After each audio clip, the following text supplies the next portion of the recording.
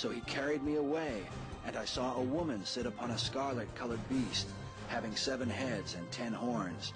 And the woman was arrayed in purple and scarlet, having a golden cup in her hand, full of abominations.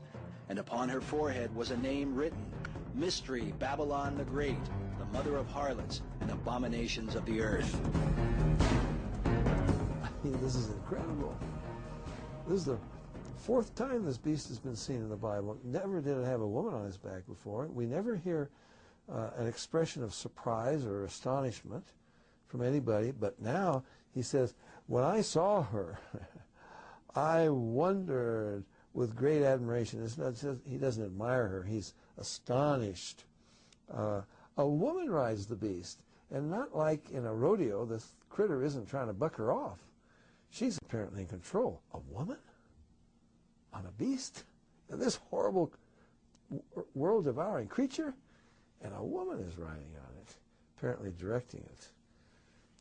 And I think the Bible makes it very clear who that woman is. Well, he gives us all the identifying characteristics of it. While the specific identity of the harlot is a matter of great debate, for now it can be said that most scholars agree she represents a world religious system and is called a harlot because of her unfaithfulness to God. It is believed this religious system somehow controls or manipulates the coming one-world government, symbolized by the fact that the woman rides the beast. There are signs the world is speedily coming to an end. These words are attributed to an Assyrian clay tablet dated 2800 BC. It seems that men have believed the end is near in almost every generation. Pope Innocent III pronounced the second coming of Christ in the year 1284 AD because this date was supposedly 666 years after the founding of Islam. There have been many such predictions that have often compelled men to extreme behavior. In 1669, a cult in Russia known as the Old Believers began setting themselves on fire to protect themselves from Antichrist. It is reported that by 1690, 20,000 people had perished as a result. In the 19th century, a second Adventist named William Miller convinced thousands that the world would end in 1843. But when that date came and went, Miller recalculated and claimed the date was really October 22nd of the following year. Charles Taze Russell, the claimed founder of the Jehovah's Witnesses, was convinced by Nelson Barber that Jesus Christ had returned in 1874, but that his return had been invisible. Russell went on to promote this teaching, saying, quote, "The millennium began in 1874 with the return of Christ."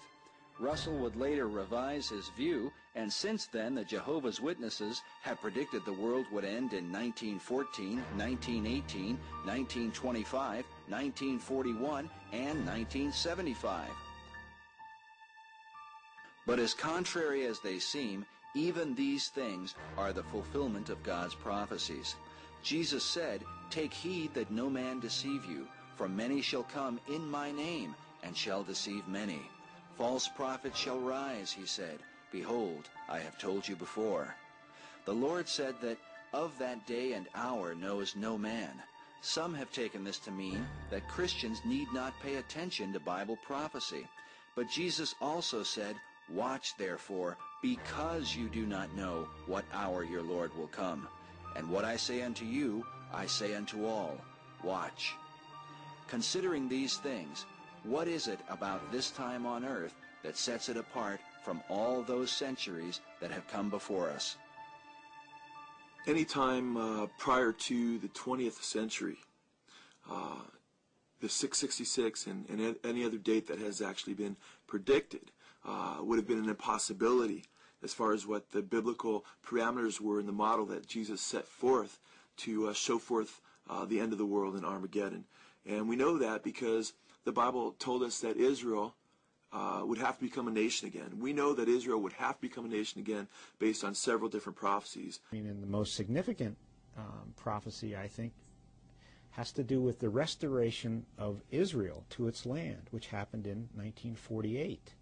Right after World War II, you had this great influx of Jews who became later Israelis, into the ancient homeland of Israel after 2,000 years of diaspora. 2,000 years, almost.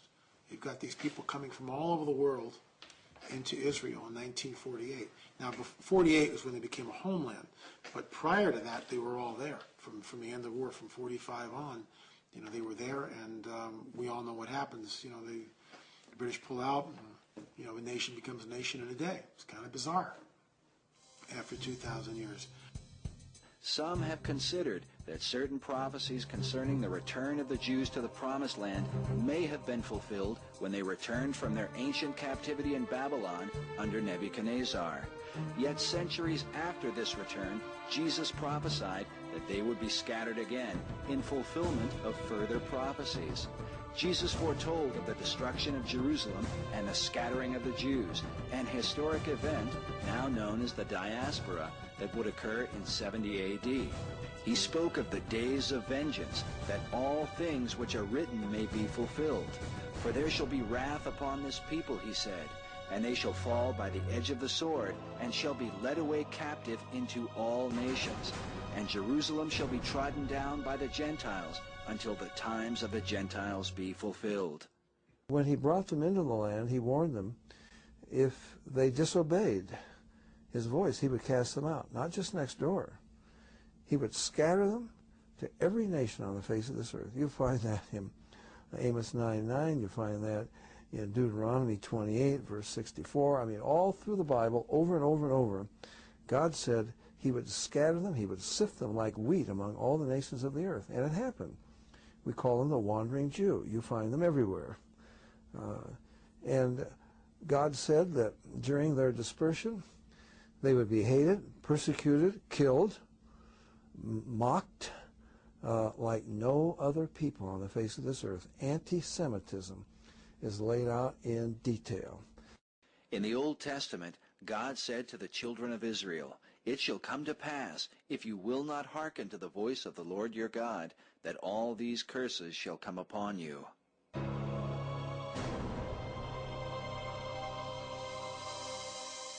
The Lord shall cause you to be defeated before your enemies, and you shall be removed into all the kingdoms of the earth.